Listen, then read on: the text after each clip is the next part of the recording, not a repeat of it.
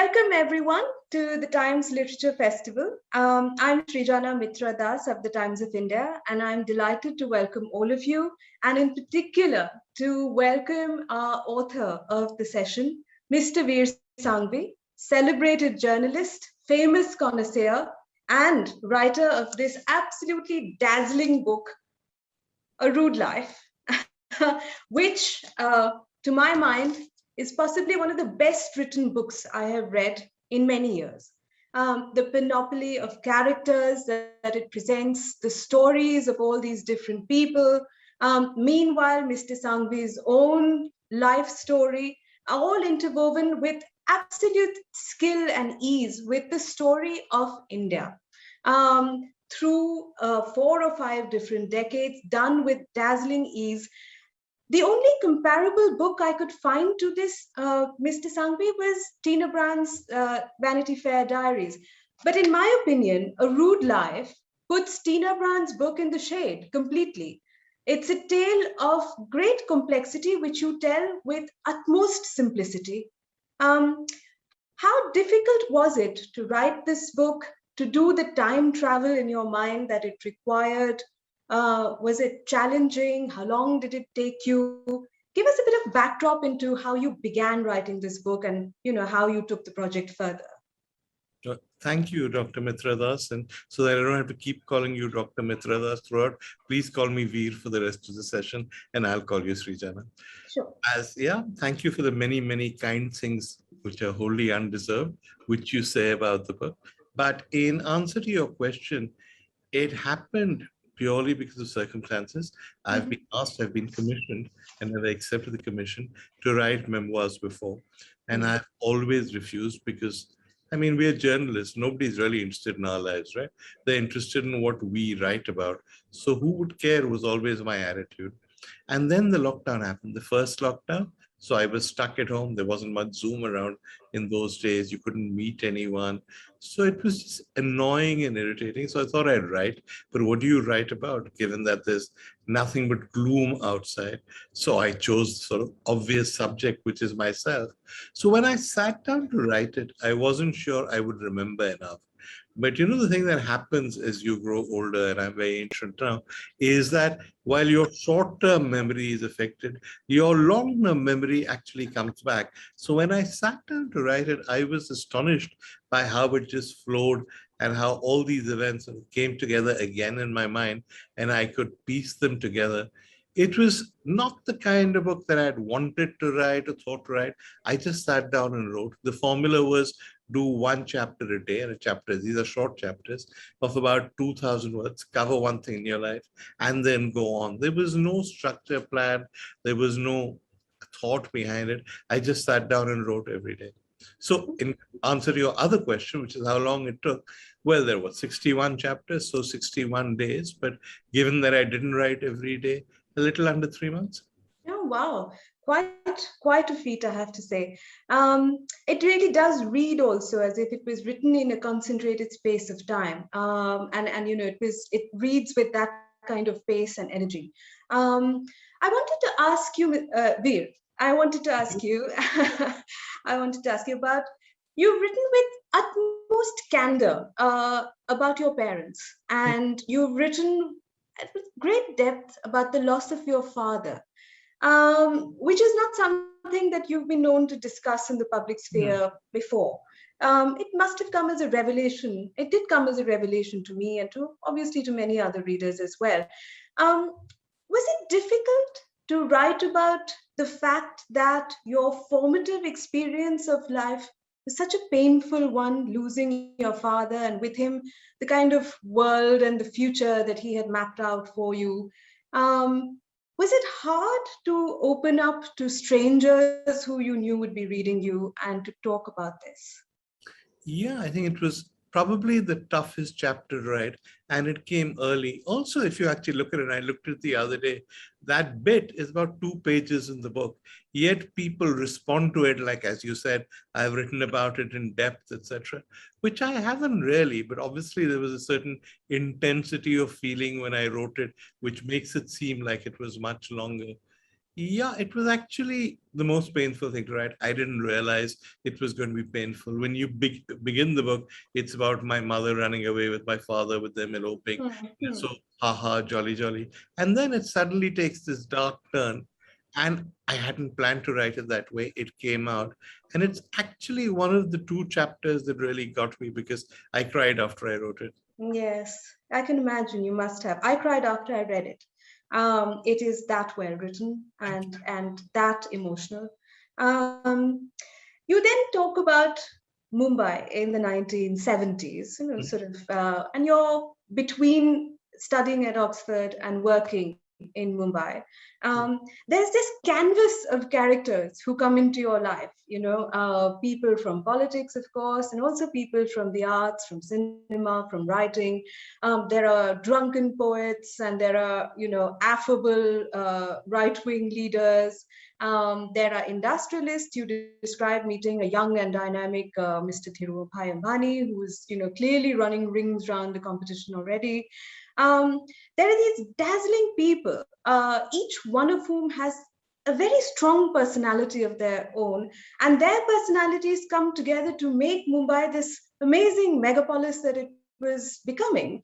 What do you think explained this sort of insouciant joie de vivre of all these people collected together in one city at that one time? It's very hard to explain, because it was a very different India then. It was a pre-liberalization India. There wasn't that sense that came after 1991 that anybody can make it in India, that there's a much greater equality of opportunity. And yet, despite that, as you say, most of the people I ran into in Mumbai had come out of nowhere and had done something quite spectacular. Amitabh Bachchan, who features in that section, was a business executive in Calcutta who worked for a company called Mhm. Bird and Company, who Hmm. gave it all up, came to Bombay to become an actor, had tough times. One night he slept on a pavement in Marine Drive. He slept on a bench, to be fair, on Marine Drive because he didn't have a place to spend the night. But he made it. Haji Mastan, who also features in the book, was a coolie, was a loader at the docks. He made it in a very crooked sort of way, but he made it. Dhirubhai Ambani used to be a petrol pump attendant in Aden. He came to Mumbai and he made it. I didn't know then that he would make it as big as he was going to do later. But there was that sense about Bombay, which I think the rest of India perhaps is caught up with. It was very much the Hmm. city of dreams. There was that sense that anything can happen. It's very, very fascinating. There were also darker clouds on the horizon. Sanjay Gandhi comes across in your book as this strange and peculiar sort of personality, almost malevolent at times. Tell us a little bit about Sanjay Gandhi. And, we still haven't, I mean, certainly readers of my generation haven't seen a single person with that kind of power, who hasn't really been elected to power, but still wields that kind of enormous power. Tell us what it was like to live in a time when someone like that really wielded, such power over India. See, Mrs. Gandhi was revered all over India. She'd won these big mandates. She'd broken up Pakistan. When she ran into trouble and when she declared the emergency, there was always that sneaking suspicion that she'd, been driven to it. There was a threat of civil unrest, that she was doing this temporarily. She didn't like it. All that hope died in 1976, about 6 months after the emergency had been declared, when Sanjay Gandhi appeared out of nowhere. People Mhm. heard vaguely about Sanjay Gandhi. We knew that Indira Gandhi had two sons. One of them was a quiet pilot at Indian Airlines and didn't want to get involved in politics. The other one we knew was a motor mechanic of some description. And we knew he tried to start a small car project and that had not worked. And he used to hang around with characters who might charitably be called thugs. When this guy suddenly became the chosen successor, she suddenly started promoting him. In those days, there was no television as such, there was very little television. But if you went in to see a movie, there would be a film division documentary. And that documentary would be youth leader Sanjay Gandhi's visit to Bihar or whatever. And it was Mhm. almost North Korean, the way in which she was promoting him. People we discovered there, we didn't know that then, we discovered later, people who'd been close to her were humiliated by Sanjay Gandhi. Inder Gujral, who was her friend, told me the story of coming back. He was the IND minister, coming to see the prime minister and being stopped by Sanjay, who said, I saw the news yesterday. This was not good enough. You have to say more supportive things about my mother on Doordarshan. Ye sab nahi chalega. And Gujarat said, nahi chalega. What is this? So he wandered off. The next day, Mr. Gandhi called him and sacked him. Wow. There was that sense that everything had changed. P.N. Huxer, more than anybody else, created the legend of Indira Gandhi. Not only was he ousted, his family used to have a shop in Connaught Place. They were raided. The owner was paraded around the streets.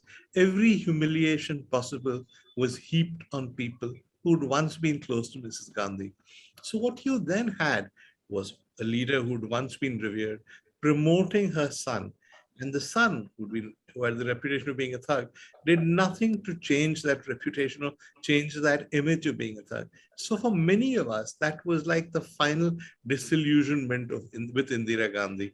This was not about democracy or about preserving India any longer. And we don't realize it then. But though Mrs. Gandhi was Nehru's daughter, he'd never made her prime minister. He was dead by the time it happened. This was the first time dynasty became an important part of Indian politics. If there had been no Sanjay Gandhi, there would have been no Rajiv Gandhi to replace him when he died or whatever. It's what made dynasty respectable in Indian politics and has led eventually to the situation today where the choice is between one kind of communal politics and dynasty, and democracy doesn't get a look in. We'll come back to dynasty in a short while. I want to now go on to, the fact that you wrote about what was happening in Punjab already by the mid-80s, and the sort of completely botched up military operation at the Golden Temple, the resentments, the hatreds that, ensued, and then the Sikh massacres. Now, what I found very interesting in your book was the role that you say was played by Narasimha Rao, who was then the Home Minister. And would you tell us a little bit about why Narasimha Rao is such a central figure in the way the Sikh massacres happened and were allowed to go on? And are you saying, to put it metaphorically, of course, basically the butler did it? Are you absolving the prime minister of the time of all blame for how the Sikh massacres unfolded? No, absolutely not. I would never absolve Rajiv Gandhi of any blame for this. He was the prime minister. It happened on his watch. The responsibility must be his. Equally, there were stories that the mobs were led by Congress leaders. And some of those stories you can say are exaggerated. There's some dispute about whether Jagdish Tytler was involved, etc. But there are enough stories about enough leaders to make it clear that they were politically inspired. So no, you can't absolve the Congress party of responsibility at all.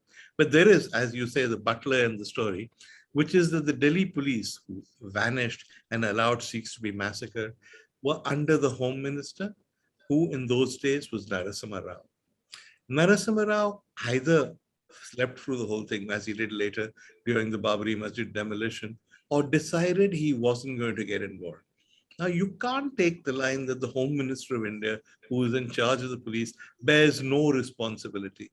He does bear some responsibility. And in the book, there's an anecdote I tell about Chandrasekhar, who later became Prime Minister, whose son had a friend who was a Sikh, who kept calling him very panic-stricken and saying, there's an area where they're burning Sikhs' homes, they're killing us, I need to get away.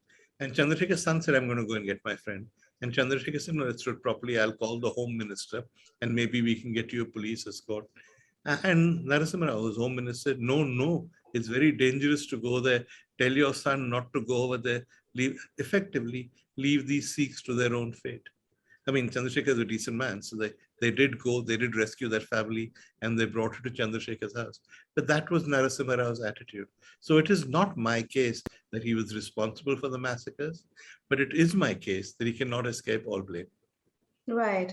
It's very interesting also that you then describe Rajiv Gandhi takes over, of course, as Prime Minister, and you then describe the the tension between him and the then President Gyani Zail Singh. It's actually fascinating to read your descriptions of the Gyani in the presidential house. I just wondered when I read that, the kind of tension that ensued between Rajiv Gandhi and Gyani Zail Singh seemed to almost have an echo in the tension we now see between Rahul Gandhi and the G23. Has the Congress had this long history of older men who were once extremely close to a prior center of power, kind of whittling away at the next guy who comes along and undermining him? Yeah, I never thought about it that way. And it is a bit far-fetched, but yes, I can see the parallels. But there is, certainly there's truth in that there was a transition from Indira Gandhi to Rajiv Gandhi. In the time that Rajiv Gandhi was alive, and Indira Gandhi were both alive, contrary to what people say, Rajiv was not a number two. Mrs. Gandhi had many advisors. The man who made the decisions was R.K. Dhawan, who was her private secretary. She depended on Pranab Mukherjee. She depended on Zail Singh, who was the home minister. And Rajiv, Arun Nehru, Arun Singh was a rival crowd, which also gave opinions. And often she overruled those opinions. So these guys grew up in politics, hating Zail Singh, Dhawan, Pranab Mukherjee. And when Rajiv became prime minister, they went out of the way to get him. Pranab Mukherjee was humiliated, was sent off to West Bengal as some kind of local leader. They did badly in municipal elections. Arun Nehru called him, shouted at him and told him to resign on the spot. Dhawan was framed shamefully for Mrs. Gandhi's assassination. A so-called court of inquiry said he was involved in the murder, and he was in disgrace. In the case of Zail Singh, this was more difficult to do because Zail Singh was president of India. But it didn't stop them from having complete contempt for Zail Singh. And Zail Singh, to be fair to the other side, was not the kind of guy you admired or respected instantly. This is a man who, when he was appointed president of India, he was appointed candidate, told the press that as far as he was concerned, it was just another job. My leaders asked me to do it. If she had asked me to pick up a jhadu and sweep the floor, I would have swept the floor. So these are not exactly high-minded presidential statements. So you were dealing with one crowd of people who had scores to settle, and one guy who got far on chamchagiri and sucking up to Mrs. Gandhi, who now felt bereft. So that contributed, I think, to the tension. Very interesting. At this point, you were moving to Calcutta and settling down there with Sunday. What made you fall in love with the city whose language even you were unfamiliar with? What really excited you about Calcutta? It's very hard to say. Because there's two ways of looking at it. One is the way I look at it, which is that Calcutta has a soul, that people are very warm, people are very genuine, and you respond to that and you react to that. It takes a little bit of time because you don't understand the language. They're not necessarily very welcoming. But once they do get to know you, you form very firm friendships. And there's a lot of emotion in most things Bengalis do, even if it's pouring themselves a cup of coffee. So you begin to respond to that emotion. That's my view. There's a cynical view, which is that you've read The Continent of Circe by Niraj Chaudhary. Yes, of course, yes. Which says that there is this continent where everybody just lies around and does nothing. And no matter whether it's Muslims, the British, any invader who comes to India just gets seduced by all of this and becomes as lazy as the other. So when I read it originally, I thought it was rubbish. But having gone to Calcutta, I realized that this is not so much a book.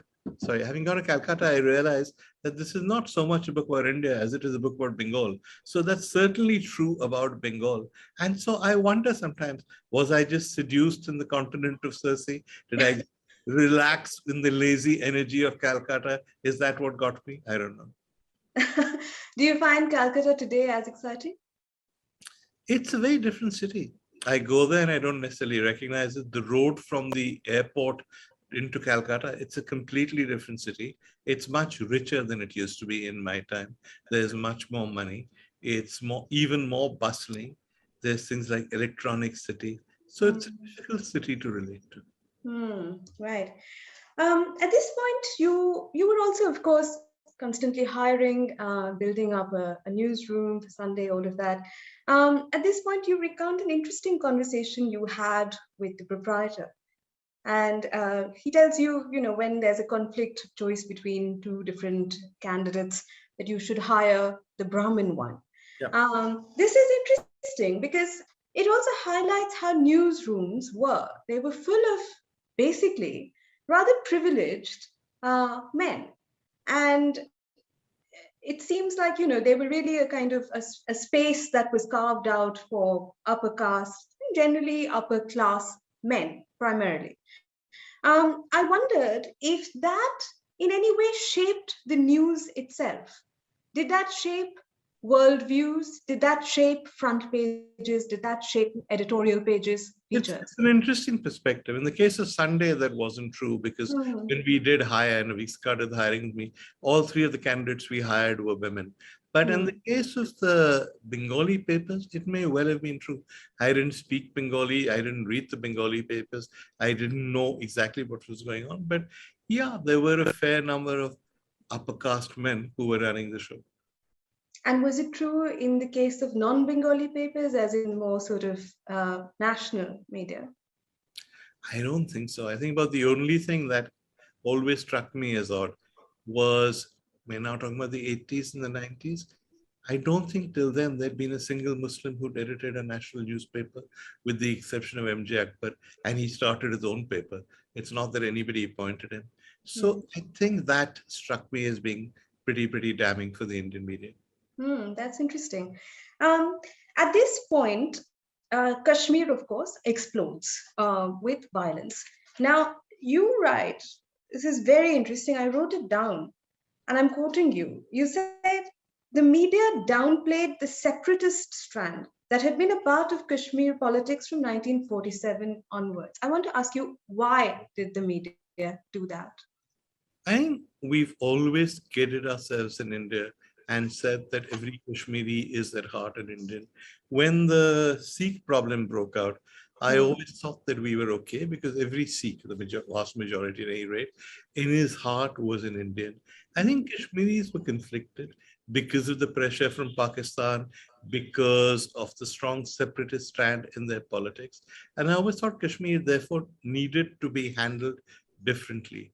For some reason in the media, we never played this up. And I'm saying Kashmir, but it wasn't so unusual. If you spoke to the Mizos and the Nagas during that period, they were also not 100% certain that they were fully paid up members of the Indian Union. There was a separatist strand as well. And as we know, till the 60s, the policy of the DMK was secession. They wanted to secede from India. So it's possible to make too much of the separatist strand in Kashmir politics. It happened in many parts of India, but 100% it was there. And it was foolish to deny it, and yet we did deny it. In the media, we kept saying that things were fine. Elections were rigged. We would never even cover the fact that elections were rigged, never mention it. And sometimes people saw it the other way. For instance, Pakistan in 1965, before the full army attack, sent in infiltrators and believed that these infiltrators would caused the people of Kashmir to rise up against the Indian yoke. In fact, the people of Kashmir picked them up and took them to the nearest police stations, and that uprising, alleged uprising or attempted uprising, failed. So yes, to say that every Kashmiri was a separatist or whatever was wrong, but equally to say that there was no separatist strand was wrong. And so therefore, when things went out of control in 1989, and my view for why they went out of control is different from other people. 1989 is when the Afghan conflict ends. So the ISI and the Pakistanis are left with fighters with nowhere to send them. They send them to Kashmir and they create as much trouble as they can in Kashmir. But if you were prime minister during that period and you saw that this was happening and you realized that there was already a separatist strand, what you should have done, surely for any sensible person, was put a lid on it, done something to understand how bad things were. VP Singh really couldn't care less. He just mucked it up, which is one reason we're in this mess today. Yeah. We do talk about VP Singh's very doubtful legacy. But interestingly, VP Singh's legacy was also one in terms of Mandal, which no other political leader who has since followed had the nerve to change. Why do you think that is?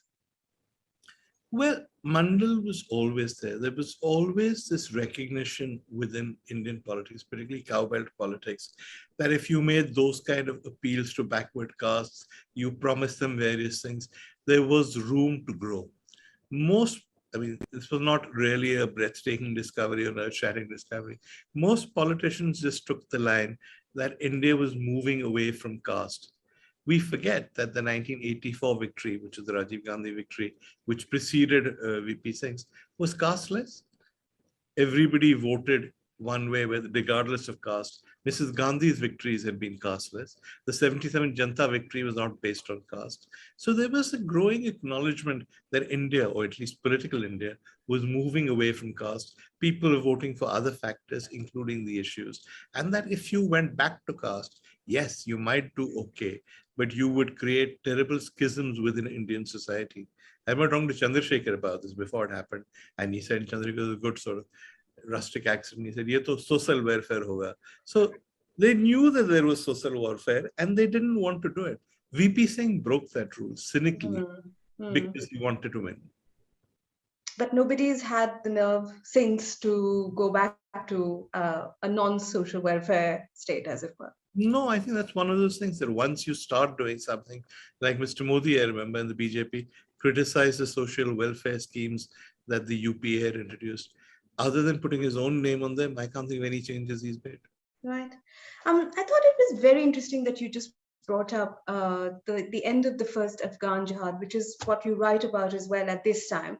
And the fact that Pakistan, once the Soviets had left Afghanistan, had nowhere else to send its militant fighters, let's put it that way, but Kashmir. In an odd sort of combination of circumstances, we find ourselves now, exactly a week after the end of the second Afghan jihad, as it were, and in place of the Soviets, the Americans have now been routed. Pakistan is certainly triumphant in, with regard to all its machinations and all its plotting and planning in Afghanistan. What are the implications, according to you, of what they're going to try in Kashmir now? I'm not an expert in Kashmir, but it seems to me from my perspective that they will repeat what they did in 1989. They will start all this jihad stuff again. They will send fighters in. The Taliban are already talking about the situation in Kashmir. They will try and internationalize Kashmir. If not internationalize it, at least make it a big issue within the Muslim world. And I think we're in for a lot of trouble. It's very interesting that you recount Benazir Bhutto told you that the ISI had actually persuaded Osama bin Laden to stick around in South Asia, even after the end of the first Afghan war. Do you think, by sort of logical reasoning then, that the ISI might well have been aware of the Osama bin Laden plot that became 9/11, perhaps even supportive of it? There isn't enough evidence to say they were supportive of it, but it would certainly be very odd if nobody in the ISI had any idea. The ISI had very close links with the Taliban. Osama was being sheltered by the Taliban. The plot was hatched in Kandahar and parts of Afghanistan, which were controlled by the Taliban with the assistance of the ISI. It's hard to believe that an international huge plot of this magnitude could happen without some ISI guys being involved. Which is very interesting, given how close the Americans, certainly how dependent the Americans now are on the ISI. I wanted to now bring you into the 2000s, and you, of course, describe, UPA 1, UPA 2, sort of intricate detail. The one person who comes out in a less than favorable light in your assessment at this time, very surprisingly, is Manmohan Singh, hero of the middle classes, the so-called father of Indian reforms, absolutely incorruptible. And yet, you present a less than favorable assessment of him. You even say he could have been one of the biggest reasons for the downfall of the Congress in 2014. Why do you say so? Okay, I think I've known Manmohan Singh for a while. I really like him. He has many, many admirable qualities. He's a gentle person. He's a kind person. He can be patient. He's sometimes without ego. He can talk equally to various people. There's stories in the book of how I went in and asked him what the subprime crisis was in the US, and he sat down and he explained it to me, reverting to the history, the economics professor he once was. He's a man of great integrity. He's also a brilliant economist. I think all of this we must recognize and give him credit for. What I disagree with is this view of Manmohan Singh as a chap who was put up as a puppet prime minister. I don't think he was. I think he always wanted to be prime minister. He said that to me in interviews on record. I think he knew that Indira Gandhi was, what was wrong with me? He knew that Sonia Gandhi was going to make prime minister. He was expecting it. He wasn't surprised when it happened. I think it worked well during the first term because there was a balance between the way in which he ran the government and the way in which Mrs. Gandhi ran the party. It collapsed in the second term for a variety of reasons, one of which was the nuclear deal. I don't know if you remember this, but the nuclear deal, which everybody supported, began to look dubious because the left said it would bring the government down. So Manmohan Singh waited till towards the end of the UPA's term and then said that if you don't do the nuclear deal now, I will resign. So they said to him that, yes, if you do that, the government will fall. And he said, no, no, it's your job to make sure the government doesn't fall, but this is my moral position. Now, your job to make sure the government mustn't fall means go out and buy enough MPs to win the vote. So you had a strange paradox that to keep his high moral position intact, they had to do the most immoral things, which they did. And they managed to win that vote, and they went on to win the election. They won the election much better than that, with a much bigger majority than they had UPA won. I suspect, and this is my view, that Manmohan Singh began to believe all this Singh is king nonsense and began to believe that he had won the election single-handed. As this happened, and there were people around him who encouraged this view, as this happened, Sonia Gandhi fell ill, was away for long periods of time. I don't think Manmohan Singh had any rapport with Ahmed Patel or with Rahul Gandhi or with anybody else who was left. So the balance that had kept the UPA afloat collapsed. Even this would have been all right if you hadn't had the Anna Hazare movement, you hadn't had the global economy going to the toilet. And as the problems mounted, and as the media found scam after scam, Manmohan Singh, the obvious option was to emerge as a leader to take it on head on. But he didn't do that. He went into hiding. He never spoke to anyone. There were jokes about how quiet he was, stuff like, what did the dentist say to Manmohan Singh? This time you'll have to open your mouth, for instance. That was a very popular joke at the time. And while he sort of hid himself away and people wondered what was happening, he was content to portray himself as a victim of the Gandhis, the whole sort of accidental prime minister thesis, which became the basis of the movie. So you had a situation where the people of India believed that the government was being run by scamsters, that these scamsters were probably sponsored by 10 janpas, and this Manmohan Singh was too weak because he was under the boots of the evil Sonia Gandhi and therefore could do nothing. So he played along with that whole victim idea, but he also created a leadership vacuum. By the time people were through looking for the prime minister while Manmohan Singh was hiding under his desk, they were ready for a real leader.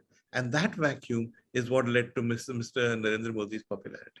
That's absolutely fascinating. It's not a thesis that you hear very often, but it is certainly plausible.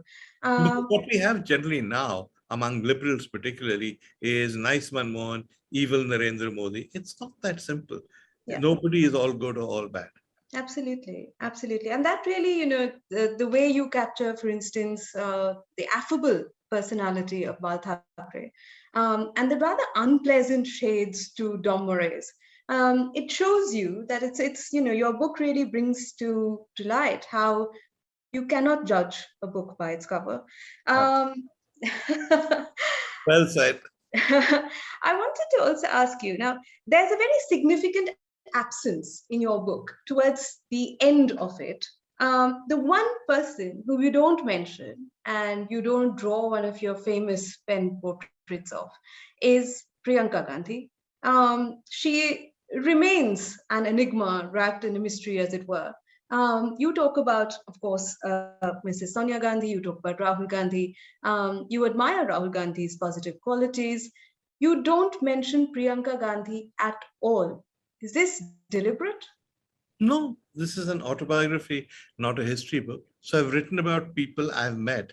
I've met Priyanka Gandhi once for half an hour with other Mhm. people present. I've never met her one-on-one. I don't know enough about her to write about her.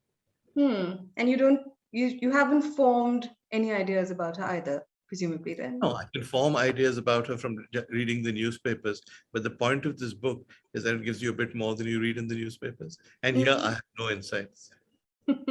Right. Um, okay, I wanted to now, ask you about social media. So, You have you're quite bitter about Twitter, as it were. You talk about the troll armies and the bots and the maligning that happens in social media, both Twitter and Facebook. So it's not just one platform; it's all of them. The kind of WhatsApp, misinformation WhatsApp is the worst in many ways. is the worst. You talk about this. These are now facts which a large number of people do know. We all know about the damage that social media is doing to our social lives and to our democracy. Yet we're on it all the time. We're constantly online. We're hooked to these platforms. We want to be seen on them. Many people I know spend their entire day, and these are employed professionals performing for Twitter or performing for whichever social media they're on. Um, why is that? When we know what these platforms are doing to us, why are we still on them 24 hours? Well, there's a lot of work being done on this, suggesting that there's a phenomenon called social media addiction and that the social media companies have promoted this addiction. But leaving aside that kind of stuff, I'm not on Facebook, for instance. I'm not on any medium that requires me to provide personal information about myself or what I've done. I'm on Twitter. I'm on Twitter, and my contributions to it tend to be political. They tend to be part of the debate. I am very conscious that when I am on Twitter, I'm likely to be combating an army of trolls or bots or glove puppets. But whereas earlier, say 10, 11 years ago, I thought they were all real people and took it way back, took it to heart. Now I know what it is. I mean, the 2 rupee wallahs will say what they have to say, and you say what you have to say. Right. Okay. I do want to also ask you, are you quite worried about the effect of social media on the news? That comes out in your book. Tell us a little bit about why you're concerned. Well, I was concerned initially because I don't know if you remember this, but in the old days when people hadn't realized quite how corrupted Twitter had been, they used to carry tweets at the bottom of the screen. Some people do, as though those tweets reflected the views of their readers. They used to conduct Twitter polls. And of course, these polls were always rigged by somebody, the other's IT cell, but they used to take them very seriously.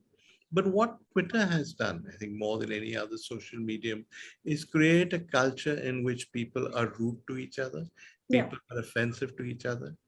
And they can do this because they have the advantage of distance. Yeah, you don't really see the guy you're writing to or whatever. What's happened now with television, for instance, let's talk about that, is that people no longer come to studios even before the pandemic and conduct debates. What you have are little windows in which people sitting at home. In the old days, you send OB vans, now it's done on Zoom, say things to each other.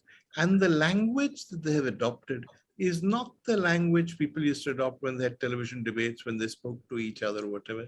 It's the language of Twitter. Also, the political spokespeople on these television programs are effectively sort of troll farms with their lips moving. Whenever they sense that a debate is not going their way or whatever, they will break up the debate. They will interrupt. They will start shouting.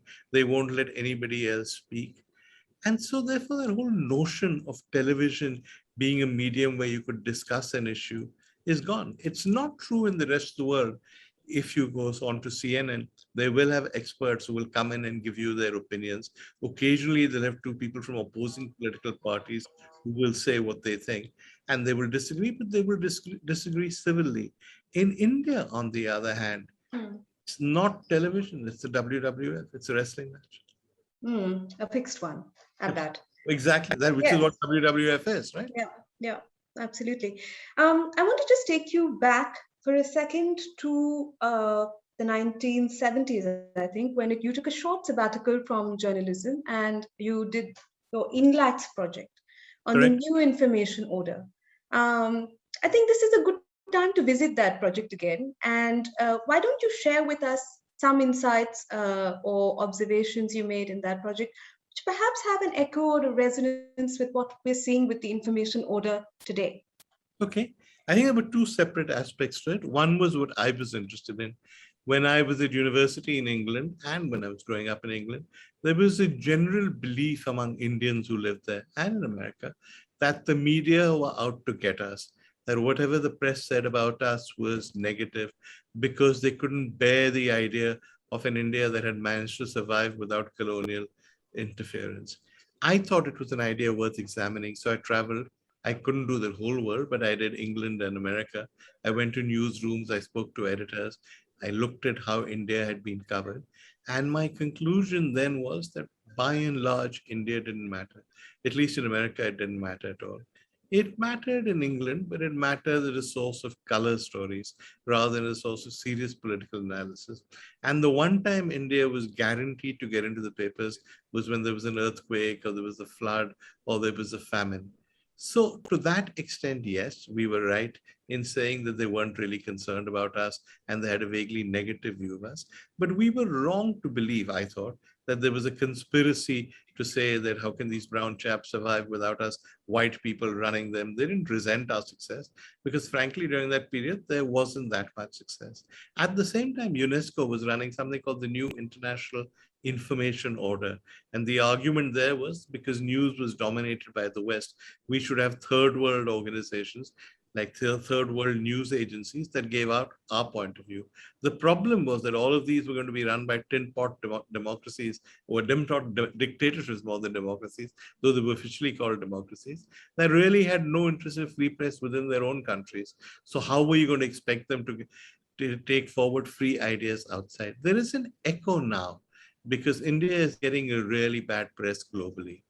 And many people, mostly people sympathetic to this government, are saying it's because the New York Times can't bear to see India do so well, or the Washington Post resents what we are doing. I mean, everybody's entitled to their views, but these same people didn't resent how well we were doing 6 years ago, 7 years ago. The coverage of India was largely positive in the Western press in those days.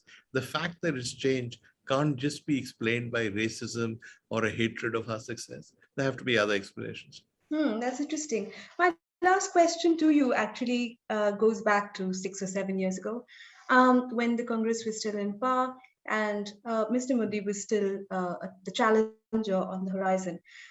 Your book very meticulously, very intricately, and with great irony at times, puts out this amazing portrait of the old boy network, this sort of, tremendous world of contacts and influence and, acquaintances working across India in different fields. But with great irony, you sketch that entire, the sort of mega network that was happening across the country.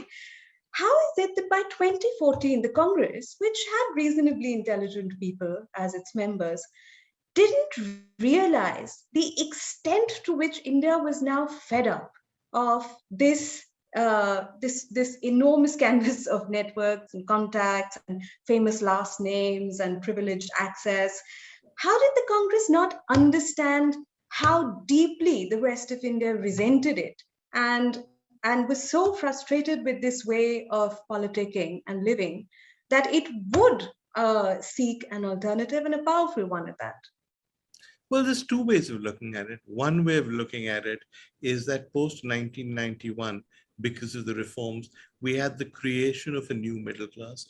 These were people who hadn't earlier been part of the middle class, whose parents were not English speakers, who themselves were not great English speakers, who'd never read newspapers at home, who now, when they came into influence, relied on WhatsApp because they had no newspaper reading tradition, had no sense of what television was supposed to be like, and were happy to see television turned into a wrestling match.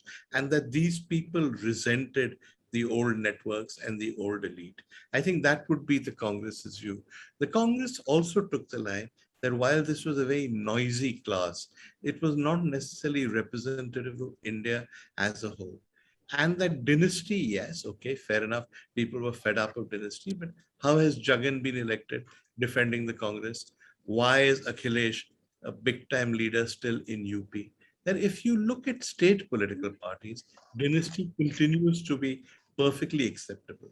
And that dynasty now is used only as a stick to beat the Congress with. So the Congress will argue that yes, there is a new middle class which owes allegiance to Mr. Modi because it sees Mr. Modi as representing its interests. This is the middle class you hear on WhatsApp or see on Twitter and sometimes see on television, but this is not India. Now, I don't agree. I think this is India. I think India has changed. But what the Congress is saying is a valid view. That's very interesting. I know I said last question, but I have to ask you this. Yeah. What's up with the word rude? Your life has been anything but rude. It's one of the most polished lives I have heard of until now, and many, many more such events and episodes to come, I'm sure, in your life. It's not a rude life. It's a remarkably sophisticated life. Why do you call it a rude life? Why do you call it rude? The title was not mine. I wasn't even pleased about it. The title was Penguins. And it's a reflection, I think they said, not of my life, but of the tone of the book, which they said was much more irreverent compared to other memoirs and occasionally rude. But yes, I keep getting asked why it is called a rude life. And I keep inventing new answers every time. But actually, I don't know.